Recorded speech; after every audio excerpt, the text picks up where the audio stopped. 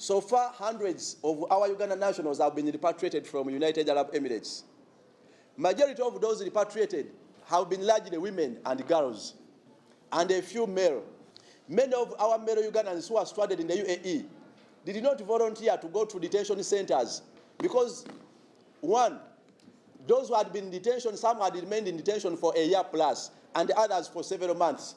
It was complicated and emotionally impossible for a number of our male Ugandans and a few women to voluntarily go to these particular detention centers, apart from those who were apprehended by the operations done by immigration authorities of UAE. Many of these Ugandan nationals who are stranded and detained in the UAE actually lacked their passports because the companies which repatriated them, or the companies which externalized them for labor, when they reach UAE, many of their travel documents are confiscated. And when these particular Ugandans run away from wherever they are working to come and reclaim their passports, they are denied access. Those companies demand money and bigger ransom for them to return their passports. So incidentally, 90% of those who were in detention never had travel documents. They were confiscated by those companies. These companies are licensed by Ministry of Gender. Ministry of Gender, so this around between $30 to $70 per individual externalized for labor. They also have a bank guarantees of 100 million for each company that externalizes labor. But all this money, no one knows where it goes. The Ministry of Gender is now working closely with the organization uniting recruitment companies. Now, there is no entity to monitor these recruitment companies. The Ugandans who are externalized are left on their own to suffer. I want to clear the air that all those who have been repatriated, the one batch has been repatriated by the National Unity Platform, and there's so many volunteers who adhere to the call of NUP. And then the other batch, Baruke batch, has been purely and only repatriated by the government of United Arab Emirates. They bought for them tickets in addition to the waiver granted to Ugandan nationals and Africans by the government of United Arab Emirates. The government of Uganda has not repatriated a single Ugandan. Instead, even for those who had been in detention for a year plus and for months, Uganda government and our embassy, together with the Ministry of Gender, never bothered not even to visit these detained nationals, not even to support them with repatriation. As we speak now, government of Uganda has not offered even a single ticket to repatriate these stranded and detained Ugandan nationals who have been in the UAE and those who are still there. However, the problem remains at large. Today, as the Shadow Minister for Foreign Affairs, I have specifically written and delivered an appreciation message to the government of United Arab Emirates. I'm just from the embassy of United Arab Emirates. I've sent in our appreciation as opposition and as people of Uganda to the government of United Arab Emirates for the good gesture and for giving our Ugandan nationals and African nationals a waiver.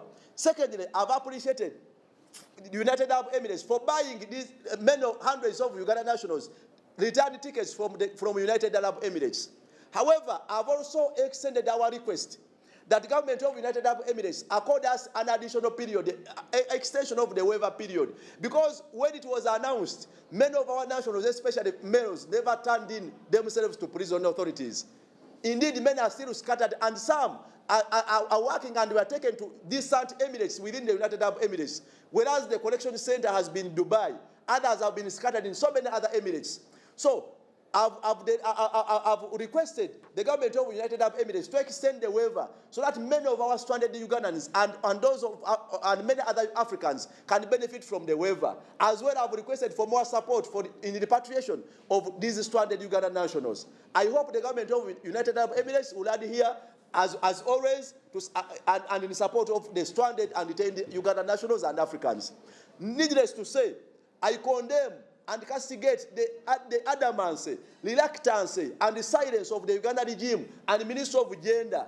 They failed to repatriate even a single Ugandan. They failed even to voice out the concerns of these Ugandan nationals within their detention, not even paying them a visit.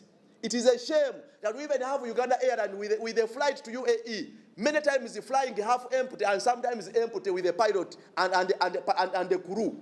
But they failed even to offer a single ticket, maybe under their corporate social responsibility, among others. It is a shame that we had to cry to the government of UAE to repatriate, and all these repatriated nationals were transported by airlines of United Arab Emirates. Some by Emirates, some by Fly Dubai, among others. I challenge Uganda government or the Minister of Interior to produce a single ticket of a repatriated national using Uganda Airline. None. Or any other flight. They have not paid for a single ticket. Now they are loitering around Uganda trying to address the nation on matters, one, they did not attend to, two, peddling a lot of lies and propaganda. I want to clear the air that the repatriated nationals have been repatriated by the National Unity Platform and another group by the government of United Arab Emirates and another group by a number of volunteers who are here to the call and the call we have been making as people of Uganda and NUP and of course as opposition. We continue to demand that there must be respect for our nationals. I've also requested the government of UAE to allow and to continue allowing a simple visa-free regime, a simple visa regime for holders of Uganda passports. And I have specifically put it in writing. It has been received by the embassy and the ambassador of United Arab Emirates in Uganda today.